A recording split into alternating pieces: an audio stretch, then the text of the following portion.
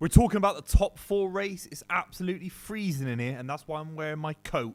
But we're talking about the top 4. It's massively interesting. I feel there's so many sides that almost don't want Champions League football. I think City, Liverpool, and maybe Aston Villa have kind of guaranteed their spots in the top 4. But there's positions around there for Spurs, Man United, maybe even Chelsea, maybe if they have a late run. And obviously Arsenal that are currently 4th, that are all going for those Champions League positions. If you're new to the channel, make sure you subscribe and give the video a like. But we're just going to do an overview of where I think all of these clubs are fighting for the top 4. And maybe I'm being a little bit cheeky by saying Arsenal, but they currently are 4th. They've dropped off hard. Do you really think, if you're sat there at home, do you really think Arsenal are going to compete for the Premier League title, let alone top 4? Let me know in the comments down below. Let's talk about their fixtures coming up. They've endured something of one of the most historically poor runs from that kind of Christmas to New Year period we've probably ever seen in the Premier League for such a big institution, a big club, to be first in and around Christmas and then to be 4th after that. It's utter capitulation. And yes, I know they haven't got Thomas Partey, and yes, I know there's been an injury to Jesus, and Saka's had to play every single minute of every game, it seems. But the drop-off's been very, very hard. And mathematically speaking, you know, they're 5 points off Liverpool. And I don't see how they claw that back. But maybe I'm wrong. Maybe I'm too premature. You're going to have to let me know in the comments down below. But they've got actually not a bad run-in. I think Porto's actually a nice game as well in terms of their Champions League run-in. But Crystal Palace at home, I think Palace aren't looking too good. Forest away will be very, very difficult.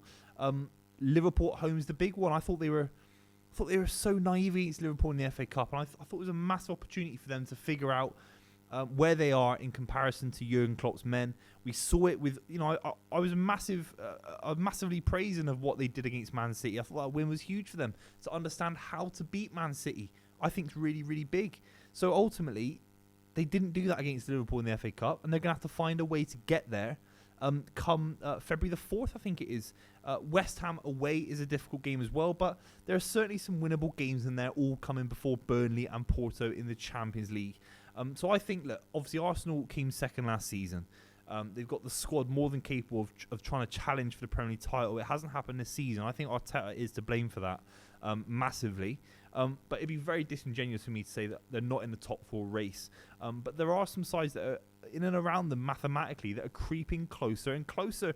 Let's talk about Tottenham Hotspur. The result against Man United, I thought Roy Keane's comments on Sky Sports were absolutely bang on. Spurs fans seemed very, very happy about getting a 2-2 draw at Old Trafford against a very, very dismal Man United side. And actually, Man United were aggrieved not to win the game at the end with Scott McTominay. They've got City at home. They've got Brentford at home. They've got Everton away. They've got Brighton at home. That is a little bit of an issue there, in my opinion. Obviously, Son will miss a couple of those games, and James Maddison's coming back from injury. I think the big win, actually, I've been saying it from the first game of the season that I've saw Mickey van der Ven. Mickey van der Ven is a trump card just as much as James Maddison is, because without James Maddison's control in midfield, then I think you give away 5-10% more of the ball to the opposition if you're Tottenham Hotspur. You're a little bit more end-to-end. We saw that against Man United. But Mickey van der Ven's pace, which I can't believe. I mean, I've done my hamstring before. I don't know how you do your hamstring, which obviously is so essential for acceleration, for pace. The fact that it must say something about his age, because I'm getting to the point now at my age where I can't recover from those. He's recovered and he's just as quick. He put in a massive challenge at Old Trafford. So you think that Spurs have got a massive factor with their back line. They've still got so much pace. Udogie, Porro, Vicario's a good quick sweeper keeper as well. So they've got a lot of pace in that back line that will get them out of trouble. And they've got to hope that the likes of, you know, Werner, Richarlison are all going to click. And that will be their downfall, because whatever you say about Arsenal, and there are some gaping holes there for Arsenal, Arsenal's baseline level, you have to say, is better than Spurs. Obviously, they finished above them last season. And the baseline of what Martinelli, Jesus, and Nketiah can all do will surely, you know, hold them in the top 4 race at the bare minimum. And again, maybe it's me being a bit facetious to suggest that Arsenal won't come in the top 4. But you have to let me know on that one. But Spurs, I think, have got the best chance of all the sides that aren't in it. I know it's a bit obvious because they're 5th at the moment. But of all the sides that you know, that could do it, I think Gary Neville's come out and sort of said Spurs could finish above a few other clubs, let alone Arsenal, and get back into the top 4, especially with that James Maddison kind of run-in that they're going to have clearly in the next few months, I think Spurs have a good, decent chance. I think a 30% chance of getting back into the top 4. Is it worth talking about Chelsea? I'm not entirely sure. I mean, they're so far off it now. It's like 9 points off the top 4. There are some decent wins in there, and the likes of Madueke has looked decent, and Cole Palmer. I'm gonna discount Chelsea entirely, but maybe I'm unfair. You have to let me know. Let's just talk about Man United. They got a run in. They got an FA Cup game. Got Wolves away, West Ham at home. They got Villa away, Luton Town away. Oh, those are killer games. Wolves away, Villa away, and Luton away in the next few games for Ten Hag. Will he even be manager by then? I mean, I don't know. I don't know where his position will be at Man United. The fact that Man United are on the outside of this in this video, on the outside of kind of football fans' conversations for being in the top 4 race at this point, this early point in the season, that is so embarrassing in my opinion. It really is shocking business. How can Man United be letting Sancho go to Dortmund, and he can be kind of rejuvenating his career within a few minutes of playing for Dortmund?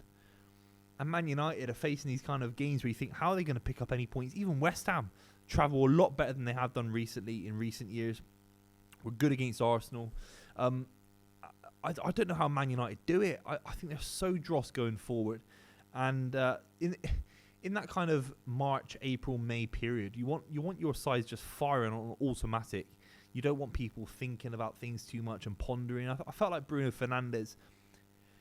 I can say confidently sat here that James Maddison will come back. I think he'll positively impact Spurs very, very quickly. Look at De Bruyne. When I sit there and look at Bruno Fernandes, I thought if he was injured and he comes back, would anything have changed at Man United?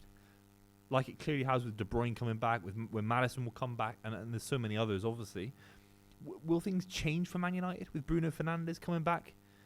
If he was injured theoretically, because he's currently in the side, he's rubbish. He's currently inside. He's influencing absolutely nothing. I really do believe he's a passenger in too many games. And this is the point of the season where he should be coming alive. He should be sensing the opportunity of what it means to get Man United back in this top 4 race. Man United should be hard in the top 4 race.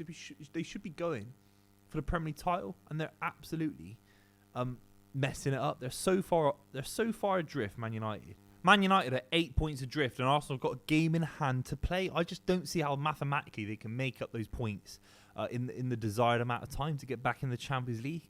That's an unmitigated failure. I'm watching Spurs Man United. I'm thinking, Ange Postecoglou, yes, there's some gaps in his kind of management style, in my opinion.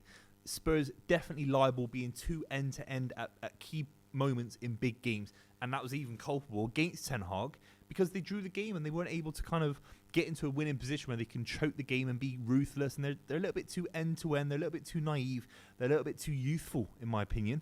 But whatever you say about that, disregard all that kind of the nuance in football kind of analysis for some of these high-level managers, and just look at it in a simple, basic way. Spurs have a style of play. It's attractive. It's beautiful in the eye at points. It's very, very adventurous.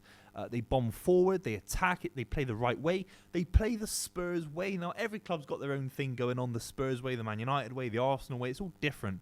But Man United have a very, very similar way. I mean, Spurs are very famous back in the 60s, 70s, getting their wingers down, whipping the ball into the box at White Hart Lane. It's a tight pitch. That's a little bit what Man United fans want at Old Trafford. Ryan Giggs and all that, David Beckham. Those two kind of club philosophies are very, very similar on some level.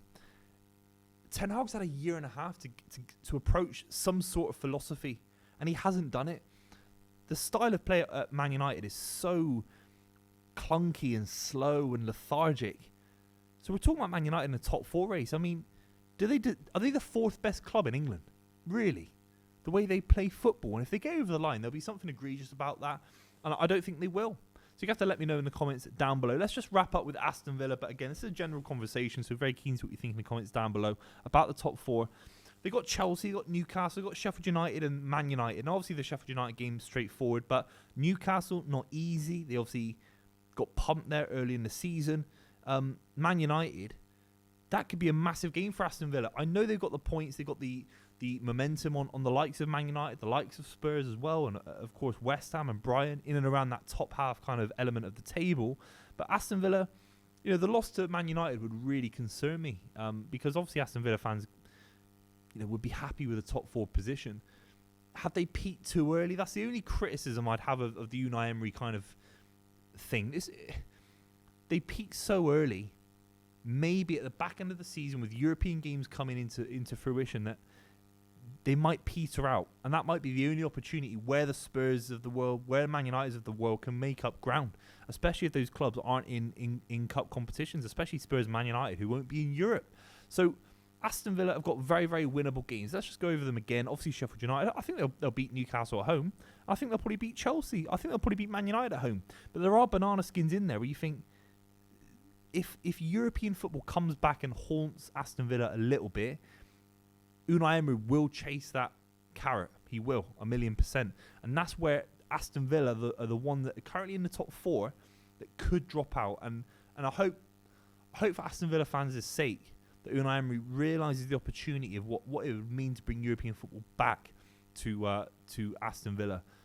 It'd be a huge opportunity, and winning the European Cup for him personally would be a massive statement. And obviously, winning silverware at Aston Villa is fantastic. But the argument for Champions League football, for where it could take them in the next 5 to 10 years, even going on to potentially win the league if things went right, with the money they've got behind them, I think it's huge. So the top 4 race for Aston Villa cannot be slept on. I think it's a little bit too far gone for Man United and Chelsea. And I think Spurs are definitely in contention with Arsenal. Let me know what you think in the comments down below. Enjoyed this video. If you have done, then make sure you like it, and I'll see you very, very soon.